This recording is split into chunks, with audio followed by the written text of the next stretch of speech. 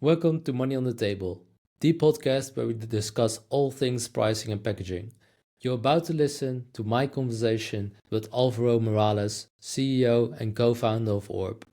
I was very much looking forward to this conversation for quite a few weeks because pricing is no longer a once a year exercise, and Alvaro knows all about this. So I couldn't wish for a better guest to discuss this with. Not only has he already built a very successful SaaS company, he's also coming to this problem from an engineering background, which is quite opposite for me. So I was curious to explore this topic with him. And he's also got quite an interesting vision I didn't expect going into this conversation about the future of pricing. So I hope you have as much fun listening as I had recording this conversation. Thank you for being on the podcast today. This is the second time we're trying this. Last time we had some technical issues. Let's hope we don't go there today. However, I do think those technical issues, looking at the bug report we got last time, might be actually a good talking point for today. But we'll get there in a moment. Maybe you can start by introducing yourself and letting us know what you're doing and how you got into the financial or pricing space, I should say. Yeah, absolutely. Thanks for having me. So I'm Alvaro, co-founder and CEO at Orb. Orb is the flexible billing engine for modern software pricing models. And what that means is that we help customers like Replit, Vercel, Perplexity monetize with more of a usage-based or hybrid or outcome-based monetization strategy. So, software used to be all in on just recurring seat subscriptions, but now with new AI tools for builders and new even agentic solutions that drive outcomes for us, we're starting to see that the world of software is evolving, not just in terms of what capabilities and value exist out there, but also how is this all getting monetized. So Orbs helps our customers power the billing infrastructure for that new world of pricing. My background is, go ahead. So now I was about to say, like, just yesterday, I saw someone post on LinkedIn or at least claim that, hey, we are in the SaaS space, we are beyond the world of innovation, and now it's all about monetizing and figure out who can do that part best. So I think your timing is great. But sorry, I interrupted you. Please finish. Now, I was sharing a little bit about my path into this world because Please, yeah. I'm a software engineer by background. I knew nothing about pricing or billing or anything starting out my career. But I had the opportunity to like be part of and see a really in-depth pricing study that a premier consulting firm had put together for a former employer. And Yeah. honestly, I thought I was going to see a bunch of math and numbers and financial models and all that. But in learning that it's an incredibly customer-centric and product-centric discipline that helps align with the value you provide to your customers. Yeah, I don't yeah, know. I caught that bug like now years ago, and now I'm pouring my energy into building a company in the billing and monetization space.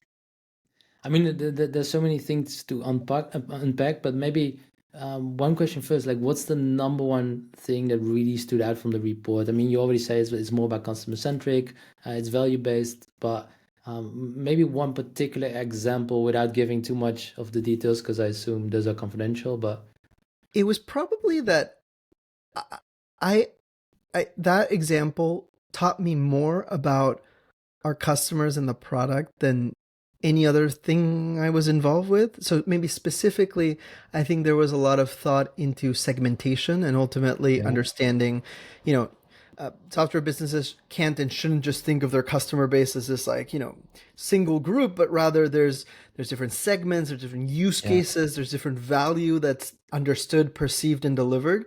And for me, it was almost like this cutting of the pizza into finer grain slices that was really eye-opening and informative and actually could help me like connect the dots of what work and impact I was driving on the engineering side because I knew yeah. who I was building it for.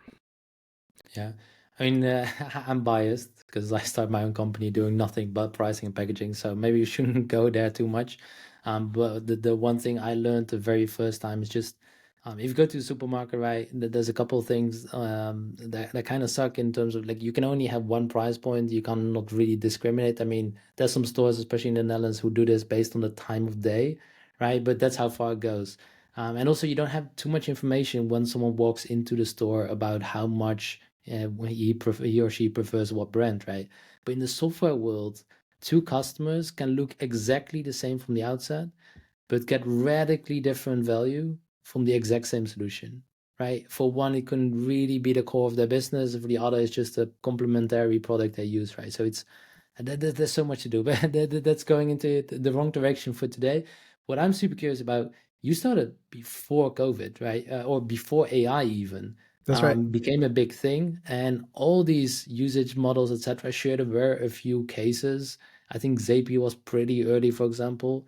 But how did you see basically the path forward before most other companies did? Yeah, because we started Orb in the beginning of 2021. Yeah, Well, like over a year and a half before the launch of ChatGPT. yeah, I think what drove us to start Orb was one, seeing what we felt was a clear and inevitable trend that had started in the world of infrastructure software. yeah, So even back then, we were seeing that the public markets were being educated and were being shown that you can build really formidable businesses like Snowflake, businesses like Datadog, even businesses like Twilio on more of a consumption model. yeah, And it's interesting because Wall Street and the public markets, they're like a maybe like a lagging adopter of some of the yeah, trends. But if you're starting to see that you can get past the hump of this just doesn't look like an ARR subscription business, it's yeah, more variable, less predictable, you'd think, but like actually it's NRR is incredible and it's growing expansively, like that's a really formidable business. So we saw that, and I think we deeply believe that given the choice of having a fixed monetization strategy and a hybrid fixed plus variable monetization strategy, yeah, it almost felt inevitable and obvious that you would go from the more hybrid strategy so that you would yeah, be able yeah, to yeah, like meet your customers better. Now, as much as we were very excited about that, I continue to be in awe day by day of the ripples that AI is having on this trend. And as much as I thought I could predict the future, what I did not predict was that in late 2022, two important things would happen. Number one, the macroeconomic conditions of the software segment completely reset. And in fact, a lot of companies saw their yeah. growth and monetization strategies kind of evaporate overnight. I mean, the And multiple got slashed by like 80%, right? really in a dramatic fashion, Yeah. and weirdly coinciding with this explosion of Gen AI heralded by ChatGPT kind of at the exact same time. So those two forces have come together full steam, and honestly, there's a little bit of like right place, right time to building Orb at this moment. I mean, it is super interesting what's happened. I recently had a conversation with someone, and I think this burst and surge and entrance of all these new models has really been accelerated by AI. And I don't mean what most people think when I say that. I mean that due to these AI companies, just the ones you mentioned, right? Also like Snowflake, um, people didn't want to purchase the seed based anymore. They were looking for a more fair model, and all of a sudden, everywhere people started saying, "Hey, this is not fair anymore." Like, and the customers finally started saying this isn't fair, right? So for years and years, like when I started my career more than 10 years ago, I knew value based was kind of the place where we want to go. That was a holy grail, but it was the customer who didn't allow us. And now the customer is saying, hey, it isn't fair to be paying just for access, right? For everything, right? Because Notion, Slack, I think those are still great seed-based companies. But for some things, not right. So all of a sudden, the customer is giving us permission to talk about pricing. And I think that's the biggest change. The customer is giving us time of day during the sales process to talk about pricing. And now we can actually explain, hey, we're doing it a bit differently, right? So I think that one is absolutely beautiful. And that's actually Um, like a hugely important behavior shift that I think it's interesting how a lot of these things are cyclical, and you can like look at history and see some of these patterns. I think a yeah, lot of what you are describing was heralded by this trend of end user buying that maybe in the B2B world showed up as more like product led growth, where yeah, it's no longer like some central procurement entity that is going out to the world to yeah, buy. yeah, It's yeah. users and like Yeah, the leads, incentives are completely different right there. Yeah, and that's what like we're in this like decades long consumerization of enterprise software that Yeah. really showed up in a design movement early on, and I think Yeah. increasingly is showing up in a pricing movement as well. Yeah. What I'm curious about, you come from an engineering background. I come to pricing from a very commercial background. I had conversations with people and I started seeing, hey, these people are really responding to the way I tell a story, etc. They care about it being fair, transparent, all these things they don't teach you about in the books. You could actually double the price if it felt more fair to the customer. What are the things you maybe learned as an engineer going to pricing, or what are the things you would disagree with when you talk with commercial people like me when it gets about pricing, of course? Well, I think a thing that I've learned over and over again, which maybe puts the both perspectives, both the engineering and commercial perspective aligned, is simplicity matters, and simplicity Yeah, is super important. Like your spreadsheet model, your like, engineering design document can talk about like, look at all these wonderfully complex knobs and levers we can create to like have the maximally, tuned possible set of pricing models. And then at the end of the day, a human being needs to buy it, and a human being needs to like explain it and sell it. And that yeah. realization and that like unifier, that ultimately, if you're having trouble internally even understanding it or explaining it, your customer is going to suffer from that perspective. So it's almost like pushed a strong perspective that putting yourself in the customer's shoe, just like you do in product development, is like a Yeah. great tactic for pricing. I mean, it's funny you say this because this is basically 2 weeks ago we tried to do this episode, and it gave us this message saying, "Hey, you basically passed your limit," or at least that's how we looked at it. And the very first thing we did, both of us, we went to Riverside's pricing page to figure out if I actually did reach limit, which I couldn't imagine, but we just couldn't figure it out. It was like, hey, is this a bug? Is there something going on, right? So also on the technical side, right? Like you're 100% right. Like first you need to be able to explain it to people, but even if you get to convince them, the platform also needs to allow that, right? Maybe what are some of the learnings there, because that's way complex, even especially on the PLG motions. And I think the experience that you and I like viscerally felt with that was a reflection that these days pricing is part of your product experience, and getting 100%. pricing and billing right is in the path of your customers feeling like satisfied and happy with the product Yeah, that they are buying from you, right? This is, I think it's interesting. Like when this was more of a license or a seat, you could get away with this being much more like a commercial detail in the background. But yeah, yeah, this was literally you and I trying to like get this conversation recorded and going, and all of a sudden you and I started like hitting and some limits and understanding their packaging strategy, and that impacted maybe the experience that we were having. So maybe it goes to show that what's on balance when you don't get billing correct is customer trust. yeah. You're 100% right there. I mean, my first episode was with Tara Curran from the CTO at Intercom, right? And he also told me like he got in charge. Like I asked him like, why in the hell is the CTO in charge of the pricing at a company, right? Um, and he said it got so complicated over time.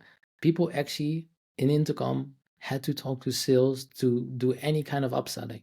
If they wanted additional features, etc., they had to talk to sales. Which in a product as technical as Intercom, you would think, hey, you've got your customer space, just you should be able to select something and just buy it, right? And he said, yeah, like it needed also a technical overhaul. So it's funny that things are getting more complex, and I think you're completely right when you say, hey, it's now part of the product experience. Exactly. That also brings us a bit into something we discussed before we had the call together, is this need for more agility, right? We already touched about it on it a little bit before, but um, the world is really going to a place where pricing needs to be more agile, more of a moving target than any before. And it's also, I don't think, a once a year exercise anymore. So maybe you can touch on like where is it going in your eyes, and why is also org really necessary? Like how's the behavior change in terms of pricing experiment? I think it's just, years ago, you maybe could get away with like, oh, every couple of years you're going to rehaul and overhaul your pricing, and yes, there's a Yeah, bunch of new features you shipped, so it makes sense for you to like revisit some of the earlier decisions.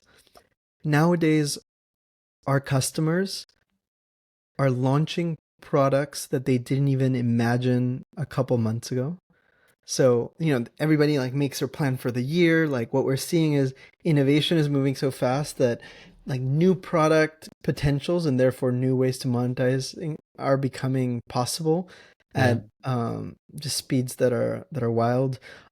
Especially in AI, a lot of pricing is correlated with underlying inference costs, and yeah, what we're seeing is that one month to the next, OpenAI can literally drop the token cost by 10x, and then per token cost gets cheaper, but overall token utilization to deliver wonderful experiences go up. So yeah, yeah, yeah. we almost feel like at the we're following this interesting underlying cost change curve that are also making price changes be like a daily thing for some of our customers.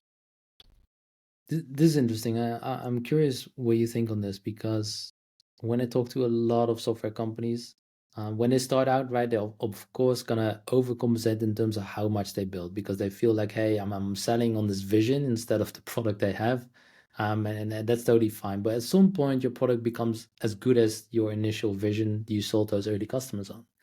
And then you keep on building and you keep on building, but you're not doing anything with the pricing. That's what we saw every single time with almost all SaaS companies, right? I'm not sure if that's still the same for AI companies, but we saw, okay, hey, they forget that the roadmap should tie into your actual monetization path, right? Like you're building for a particular reason, you're creating all this extra value. You should be able to capture some of that as well. Now you're saying, hey, we see all these companies launching products and features faster than ever, and also that ties into monetization. Do you think um, people are becoming more aware that the roadmap should be monetized, or do you think that's a very AI particular thing that only AI companies see this? Because I keep on hearing from people, AI companies treat everything differently in terms of monetization and SaaS. I'm very curious what your thought is there. I think yes and no, in the sense that I think as an industry, we are seeing that this idea of thinking about monetization as much as you think your product is certainly taking roots. Yeah, I see one of the books that you have on your shelf there, Monetizing Innovation, puts this great idea forward of like, think of maybe the price even before you think about the product. So that's like gradually taking more acceptance, but to be honest, we're still not at the place where we should be. Now, the thing that's happening with AI companies is the underlying costs and bills that you get from it's OpenAI and just Anthropic ridiculous. are so significant that you can't just punt this problem for years because the bill becomes due very, very quickly. So Yeah, it's almost like it's like a situation that drives entrepreneurs and builders to think about business fundamentals maybe earlier than they traditionally would have. But the I'm an optimist on this, and I believe that if you think about the business fundamentals early, you're going to get to build a more formidable business as a result of it. yeah. I mean, I, I do agree that like some of the AI companies I see, they're also changing their mindset towards monetization a bit earlier. But also see that's in part because they meet more challenges. Like one of the things I personally see is a lot of AI companies that do full on usage in those early days or full outcome based, they have zero skin in the game. So in most SaaS companies, they have an onboarding fee, right? Some kind of implementation fee, consulting fee, whatever, to get started. Usually it's 20-30% of that initial year fee, right? So if you just paid 5K to get a certain kind of software package, um, some manager is going to tell you, hey, you better use it because we already paid this, right? There's skin in the game. But most usage-based companies are really struggling with, hey, if you can start for free basically until you start getting results or start using it, well, I could also just postpone using it for 6 weeks, or maybe I use it a little bit, but I don't feel too bad if I stop because, hey, you know what, it's not really costing me anything. How do you think about like what's happening in terms of that? If you've thought about it before, actually. Yeah, because I think maybe in some categories, like switching costs are near zero. So if you have like no skin in the game and like the cost to switch to an alternate solution that this week happens to be a little bit better than the other is zero, like maybe those companies face like a little bit of like a structural retention question of like how do we achieve that, Yeah. right? The way I like to think about it is sharing this framework that at the end of the day pricing is just friction, and it's a matter of like how much friction do you want to impose. If you like Yeah. are trying to like oversell and put the price point too high, maybe that's going to like be a real barrier to adoption. If you're alternatively like putting no friction in there, and maybe in the process you're inadvertently cheapening the value proposition that you can deliver, that point is also not set right. So ultimately you have to kind of think about this as an evolving tool in order to deliver like good aligned value to the customer. Yeah. You kind of mentioned something interesting, and now we're going into the speculation part. So you can just say, hey, I'm not speculating because I own a company and I don't want to say anything in public. That's totally fine. We can take this out. But you mentioned, hey, if there is no skin in the game or no initial hurdle, I can now try out multiple tools at the same time. Sure, before you could do demos at the same time, but now I could basically say, I'm going to start using ChatGPT, I'm going to do Perplexity, I'm going to do 5 different tools, and all test them at the same time, right? I'm just going to go for the one I like most. Do you think that ties into all these insane jumps in valuation and also ARR we've been seeing in this AI companies, where I've always been skeptical. I don't think, I mean, sure, some of those companies will keep the ARR because they keep on improving, but also feel like there's so much testing right now, there's so much hype, etc. That, and it's also usage based. There is no recurring fee inherently. I mean, sure, if it's good, I'm gonna try it again. But do you think, maybe not, I'm not gonna ask you if you're in a bubble, but do you think a lot of AI companies are showing inflated ARR right now? I think we are certainly in a kind of gold rush exploration phase Yeah. where, I mean, we see it. Companies, boards, executives have been giving a mandate to purchase and procure AI. What Yeah. for? Like that part isn't clear. It's just like buy Yeah. AI. Board There is members some of asking, that. hey, what are you doing with AI, right? And, And yeah. and look, we can make jokes about this ARR. Is it ARR when it is neither annual nor recurring, type of thing? Let us But skip that discussion for today. I don't wanna get any angry letters. I actually think though that there's real demand and need for the problems that these companies are facing. Yeah. There is willingness and appetite to explore and try some things out.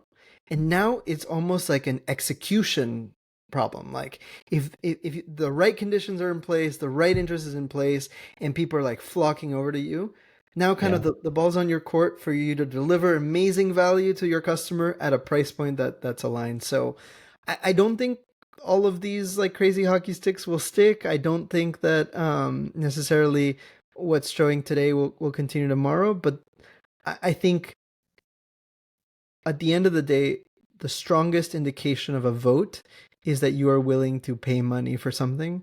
And so I wouldn't discount the fact that there is revenue that is being exchanged here, because it points to ultimately like a real value aligned decision. Like, hey, we went from the world where maybe you sold data to the big tech companies and you were the product in Yeah. that way, to now you as a consumer, you don't pay $20 a month for Google, but you are willing to pay for Chat GPT, which I think is very deeply interesting. Yeah. I want to go from speculation to maybe something more concrete, which is your own product, right? Orb.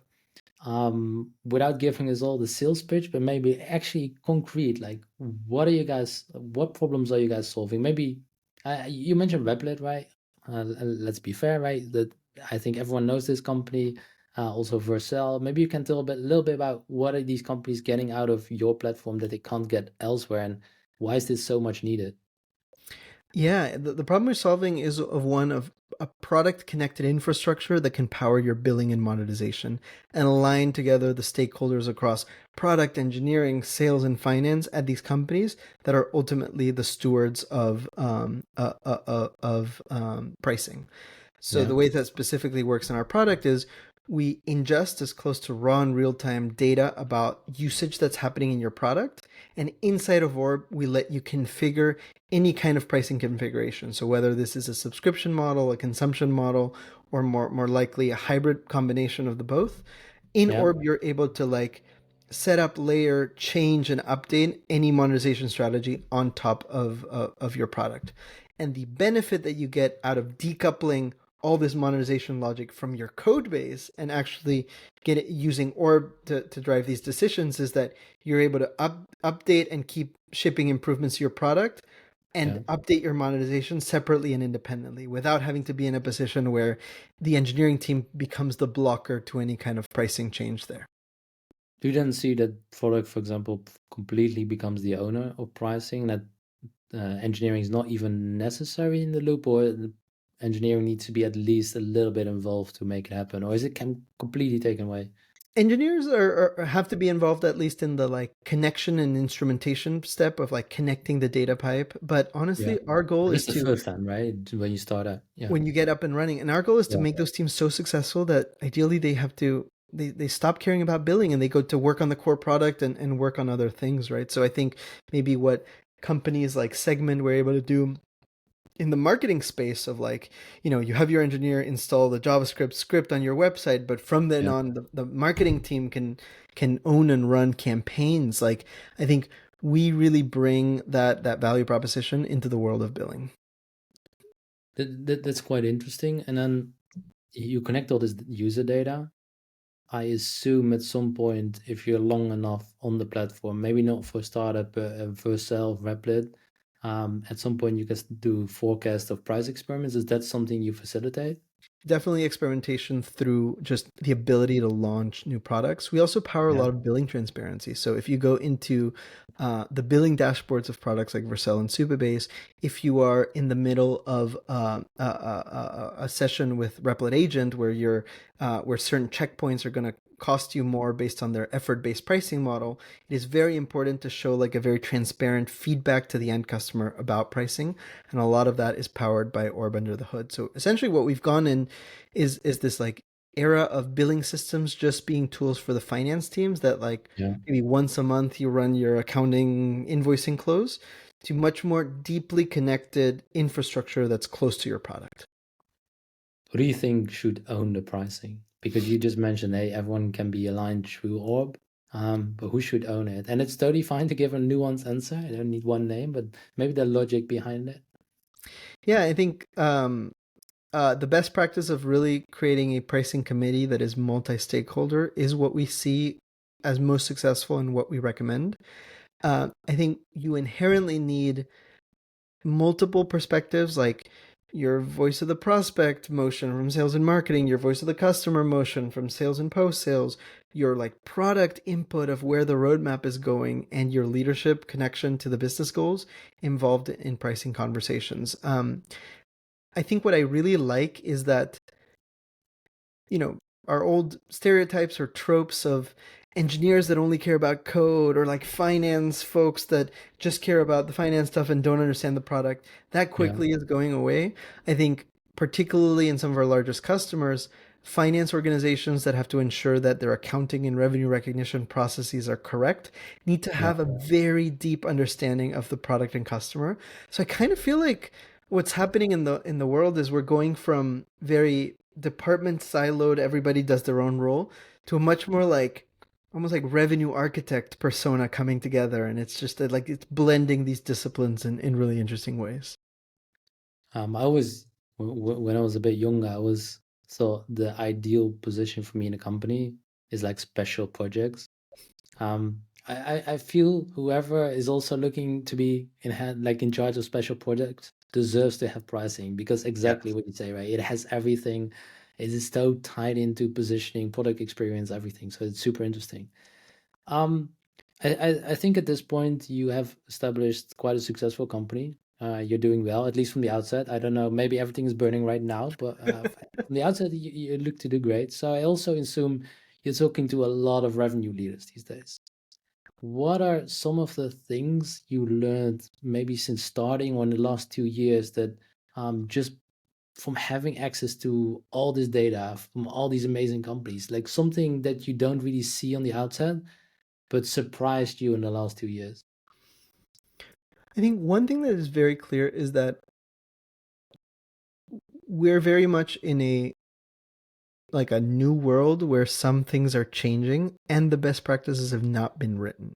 So with a lot of revenue leaders, very quickly the conversation shifts to more like, hey, what are some of your other customers doing? Have you seen any examples of this sort of thing? Like as a community as a whole, we're kind of looking to each other to figure out what are the right things to try. And the reason for that is because the perfect answers have not been figured out, and in fact I think with something like pricing there is no perfect answer, so there's like a lot of ongoing experimentation. I think Well, I you can would listen say to that this podcast, right? But it's yeah, exactly right. And I would say that the other big insight from revenue leaders is that there's just a much more orientation towards long-term customer growth and expansion rather than just initial acquisition. yeah, Sometimes this is seen in like some very sophisticated extremes, like companies that have a full consumption model. Maybe the same person who sells you the initial agreement stays with you and making sure that you're like consuming and using throughout. yeah, But even in the application layer companies, I think a lot more of the conversation is about what is the right entry point and how does this grow over time from that perspective. yeah. Like you said, the book on pricing hasn't been written, the playbook. I mean, maybe I'm in my own bubble nowadays, and I see a lot being written about pricing, whether it's good or not. But I'm curious, what is the maybe the one or two things you constantly see people get wrong about pricing? I think one is this idea of simplicity again, of like it's very easy and very natural for you to like get, you know, forget the customer perspective and just make it like the most optimized mathy thing, and then that falls apart. And honestly, sometimes it's a little bit frustrating, but the simple answer is often the correct answer. Second, I would think that if you pick the wrong value metric, you might end up not aligned and incentivizing the correct behaviors that you want out of your customers. So, like for example, in like a data product, if your product gets better, the more data you're able to get your customers to put into your product, limiting metering charging on just data volume sometimes is like an inhibitor to the behavior that you want to achieve. So like it's very easy for us to jump to like the price point or the packaging structure, but if you take a step back and actually think about what are the behaviors and outcomes that you want to see from your customers, so often the answers can fall around that. And I think that this value metric selection problem is a really important one, and actually one that we've spend a lot of time thinking about on the Orb side. We earlier this year launched a capability called Orb Simulations, that where we already have all your usage data that's connected to Yeah, your yeah, pricing, yeah, and we have the ability to let you backtest and replay different revenue yeah, strategies on top of that usage pattern to like help yeah. inform and answer that what if question through data. And so if you can do simulations, you can also start looking, hey, if I just change my pricing here and there, what happens, right?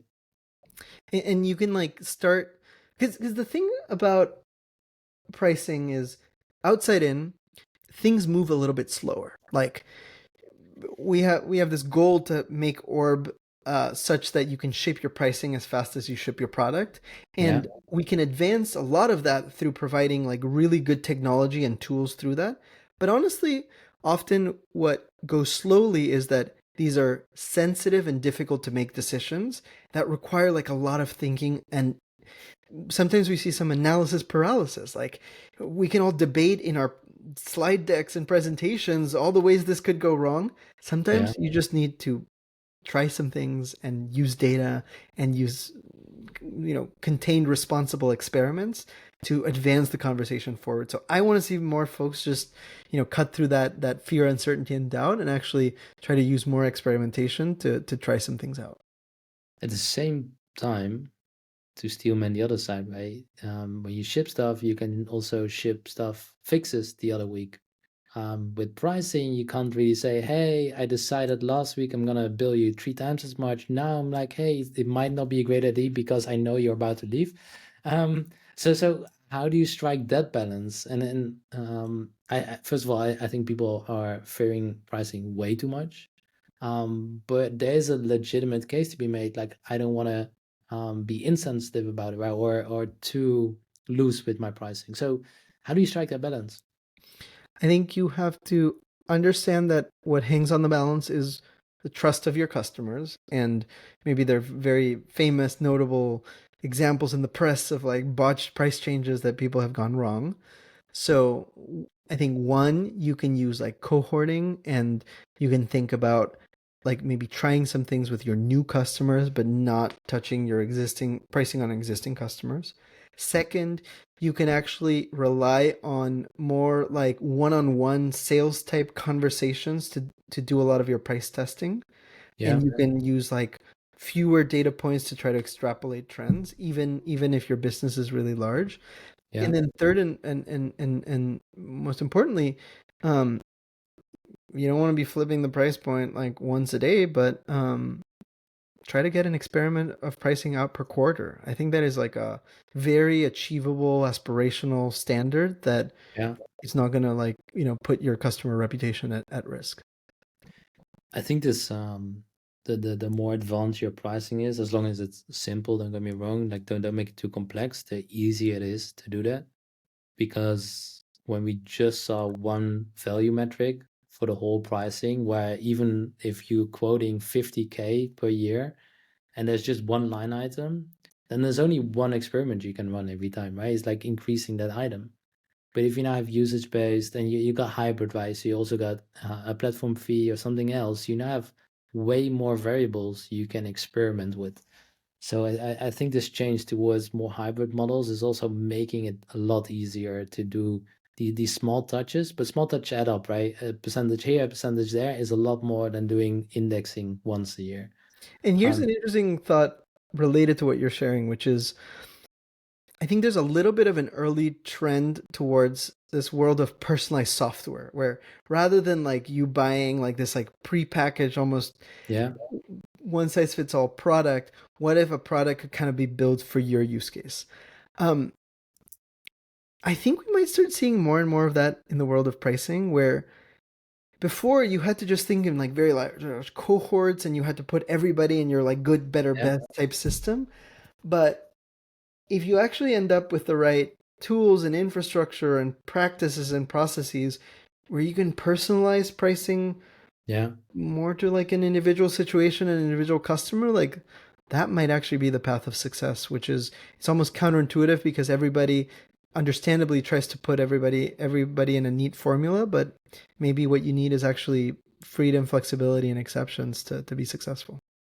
I mean, I personally, I would love this new world you're sketching out here. I think that'd be super interesting experiment. How do we get there? Like, I know, right, that a million things have to change, but what are some of the bigger concepts in pricing and in product and engineering that has to change for us that we might get there? I think number one, uh, I think from a business model perspective, continued movement towards more of this hybrid strategy where can there be vectors of growth that are not just the number of seats in your product, but can there be other value metrics in your pricing? Yeah, Second, I think from a technology and systems perspective, are you starting with the right data foundation where you can at least track usage across a bunch of things, even if you're not yet billing for them? But that's where like systems like Orb can be a huge accelerant when you have the right underlying foundation to even begin to entertain the possibilities. Um, and then third, I think we'll see where the trend of more agent-based monetization continues to shake out, but maybe this world of agentic commerce will come with a lot more variability in pricing there as well. What's going to be a harder challenge? Making this possible from an engineering standpoint, or the actual pricing playbook to figure out how much someone should be paying? The pricing playbook, because again, go back to people buy software from people. So ultimately, maybe the people understanding, incentive, psychology, nature is what makes this so tricky, but also so fun and interesting to spend time on. So I think technology needs to be like a necessary perspective, but it's not the only answer. It's also going to be a lot of creativity and smart ideas that will Yeah. ultimately lead the biggest successes. I mean, it's funny you talk about the agentic stuff because I was in a roundtable last week and someone mentioned, hey, maybe we could go to a place where your agent buys your software from another agent.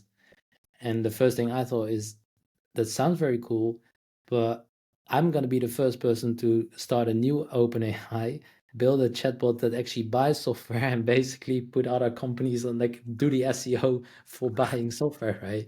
I mean, you just know someone is gonna abuse that, and that system never works. I think the one thing that will stay true for a very long time, and there's gonna be experimentation, but I think especially with corporate software or just anything above a grand or a couple grand, is gonna be people buying from people, right? Um, a bit earlier, you mentioned picking out the wrong value metric. That I mean, obviously, that like a wrong thing is always bad, but in the SaaS world, the last couple of years, we always knew that you didn't want to put the value metric, like you said, on the thing that makes the experience. So, especially in those lock-in days, right, where you want to show, hey, this is how awesome my product is. You should try it. And then I'm gonna charge you for the one thing that gives you value every time. You just mentioned, okay, the one thing that also gives the company value. But um, if I use ChatGPT, for example, and I would have to pay for every single prompt, um, if I'm still falling in love with the product, there's gonna be a massive issue, right? Also, if I'm a junior, imagine I'm a junior inside a company. I know every single time I use this software, I'm like the company's paying for it. I will feel bad as a junior, and I will basically ask for like access or permission every single time I use it. But in the usage space and the outcome space, but especially usage space, we kind of do see these companies do it anyway, right? On the most important activity. Like, what are some best practices to make sure you don't mess up there? Well, I think in the example you just shared, I think there's an important idea there, which is you just don't want your value metric to show up at the core loop and action of your product where you're hesitating to figure out, hey, is this prompt worthy enough of me to like send it into the Yeah, system, or should I right? actually decide actually this is not that worthy, so let me hold off, right? um but so it's this delicate balance between, it has to be connected to the product value and experience, because I as a customer need to be able to like look back and understand, wow, look at all the ROI I was able to get because I can connect the ROI to that value metric, but it also can't show up in like the day-to-day sort of user experience to block Yeah. you at that point. It's as with all things in pricing, finding and striking a balance is always difficult, right? And it requires a lot of nuance, exploration, experimentation. Yeah, I mean, it also feels like the thread of today, nuance, right? There's no black and white. Pricing isn't binary, so that's I think this is going to be a challenge for a long time, but very And that's excited to stay important on it. to say, because I think I love that the conversation with pricing is getting more and more popular and more mainstream. But I think what some folks believe is that, oh, if only I go usage based, all my problems will be solved, or if only I go outcome based, everything will be solved. I think just in our experience with customers, there isn't a perfect answer, and there isn't like the single hot trend that will, have all the right answers. It's about finding that nuance and combining, likely to a hybrid monetization strategy where it all comes together really strongly. I love that you're saying this. People around me always think when they look on LinkedIn, I'm on some sort of crusade to actually tell everyone who's saying outcome-based or use-based is a silver bullet. I'm telling them, hey, shut up, right? Like that's not the case. You are lacking nuance because it really depends on the context, right? It really depends on your product, etc. So I've seen this before with multiple things where people on LinkedIn or just in general, right, the educational population, the influencers are spouting out these things because on social media it works best to say controversial stuff, right? Be like nuance gets you 5 likes, right, and 100 impressions, but saying very black and white stuff can actually make you go viral. The problem I see with those early stage founders right now is pricing is becoming a bit bigger topic, but the ones that scream the loudest and say the most ridiculous stuff are getting seen most by these people. So how do we educate this new group of entrepreneurs, or maybe entrepreneurs in general, what the best pricing is, or the best strategy to look at pricing? I think we just have to continue showing that the context matters. I think that's probably the biggest thing of like look, the most granular like 15 dimension strategies work really well in the infrastructure software world where you are selling to an engineering buyer that deeply understands the 15 Yeah. dimensions what you have. That is wonderful, but that context does not extrapolate towards like sales and marketing software or finance software where the buyer expectations and value are different. So I think maybe the thing that's missing is yes, to continue being loud about the greatest trends, but maybe to properly contextualize them on the specific domains and stages and maturity stages of companies to make it more like an actionable playbook Yeah. for the entrepreneurs out there. Yeah. Yeah, I think education is definitely needed, and I'm hopeful that the founders soon start looking for better resources as well, resources. But we have to give those to them. And look, even if there's a lot of like wonky stuff on LinkedIn, I love that pricing is getting a seat at the table. I think it's a very exciting 100%, 100%. development. It is 'Cause improvement still, yes. it's sad when a company doesn't realize and learn that pricing can be a lever for growth. And it's not like you gotta wait until you're like a ginormous company for you to actually be able to grow through your pricing. You can do it from the early stages. I think we say it's a level for growth. That's an understatement, especially for the companies that have neglected pricing for multiple years. We see that just changing it can do 30, 40, 50% with very little to no churn, increase in AR, right? It's absolutely insane.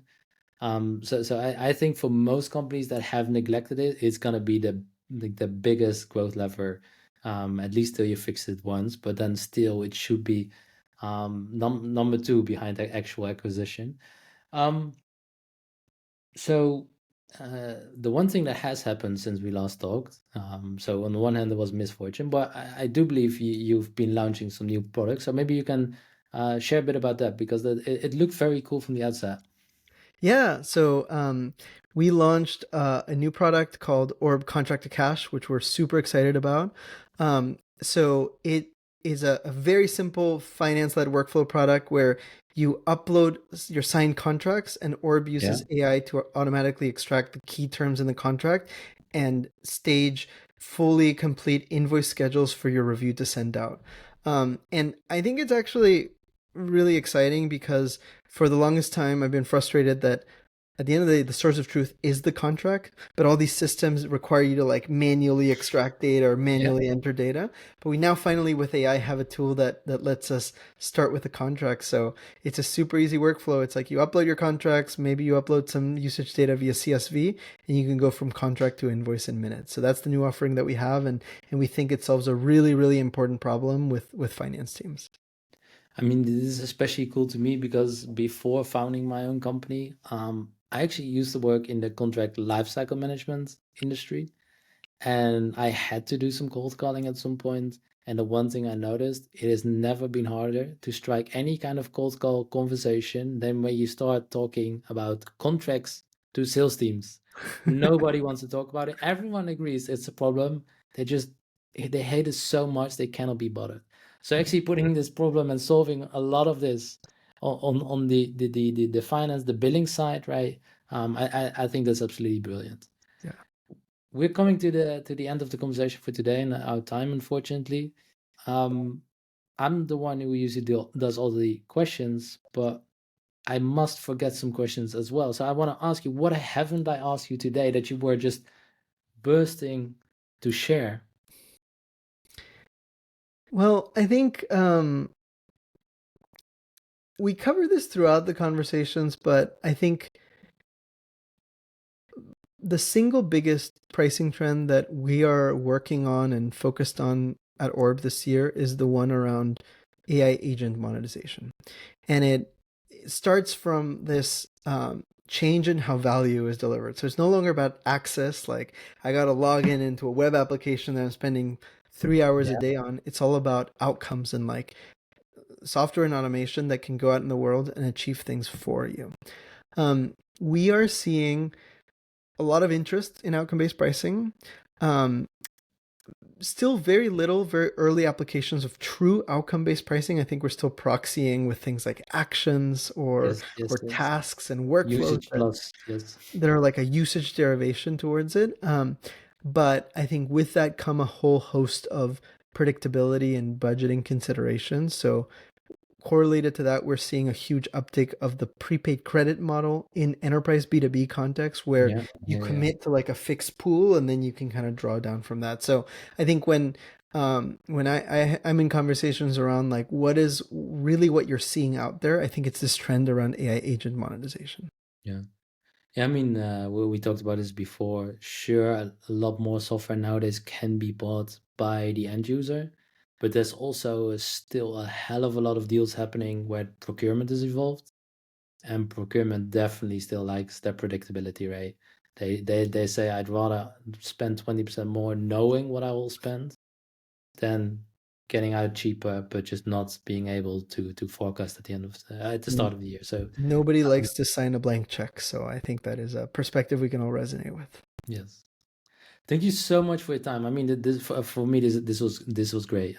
So many things I hadn't thought about. Um, Especially the one thing you triggered for me today is thinking about, okay, are we ever going to personalize pricing, like full on company by company? I'm definitely gonna spend some time thinking what that will look like. Maybe in the future we can have a conversation about that one once we start getting closer. You have to give me a call if Orp Yeah, actually is able to facilitate this, and we'll be the first one to have a conversation about it. wonderful. Well, thanks for having me. This has been a lot of fun. Thanks.